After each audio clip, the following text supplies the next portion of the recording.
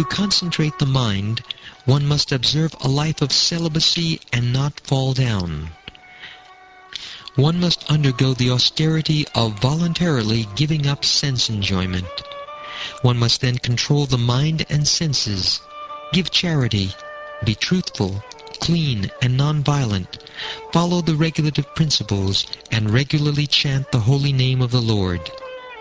Thus a sober and faithful person who knows the religious principles is temporarily purified of all sins performed with his body, words, and mind. These sins are like the dried leaves of creepers beneath a bamboo tree, which may be burned by fire, although their roots remain to grow again at the first opportunity. Only a rare person who has adopted complete, unalloyed devotional service to Krishna can uproot the weeds of sinful actions with no possibility that they will revive. He can do this simply by discharging devotional service, just as the sun can immediately dissipate fog by its rays. My dear King, if a sinful person engages in the service of a bona fide devotee of the Lord, and thus learns how to dedicate his life unto the lotus feet of Krishna, he can be completely purified. One cannot be purified merely by undergoing austerity, penance, brahmacharya, and the other methods of atonement I have previously described. The path followed by pure devotees who are well behaved and fully endowed with the best qualifications is certainly the most auspicious path in this material world. It is free from fear, and it is authorized by the Shastras. My dear King, as a pot containing liquor cannot be purified even if washed in the waters of many rivers, non-devotees cannot be purified by processes of atonement even if they perform them very well.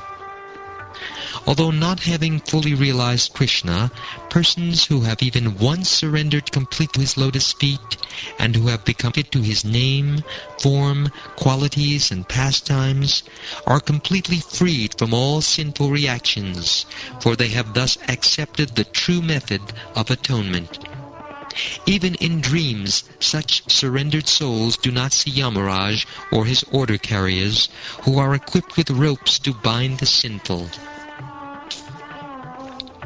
In this regard, learned scholars and saintly persons describe a very old historical incident involving a discussion between the order carriers of Lord Vishnu and those of Yamaraj. Please hear of this from me.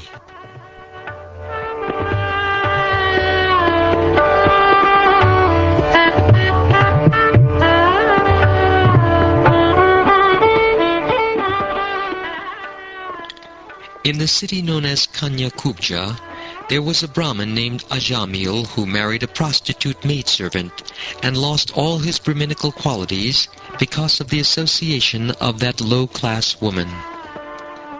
This fallen Brahmin, Ajamil, gave trouble to others by arresting them, by cheating them in gambling, or by directly plundering them.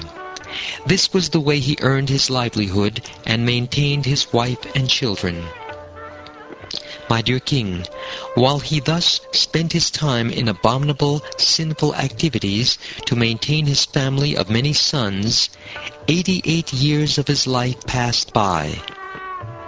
That old man, Ajamil, had 10 sons, of whom the youngest was a baby named Narayan. Since Narayan was the youngest of all the sons, he was naturally very dear to both his father and his mother. Because of the child's broken language and awkward movements, old Ajamil was very much attached to him. He always took care of the child and enjoyed the child's activities. When Ajamil chewed food and ate it, he called the child to chew and eat, and when he drank, he called the child to drink also. Always engaged in taking care of the child and calling his name, Narayan, Ajamil could not understand that his own time was now exhausted, and that death was upon him.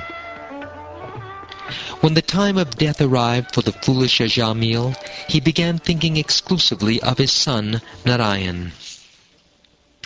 Ajamil then saw 3 awkward persons with deformed bodily features, fierce twisted faces, and hair standing erect on their bodies.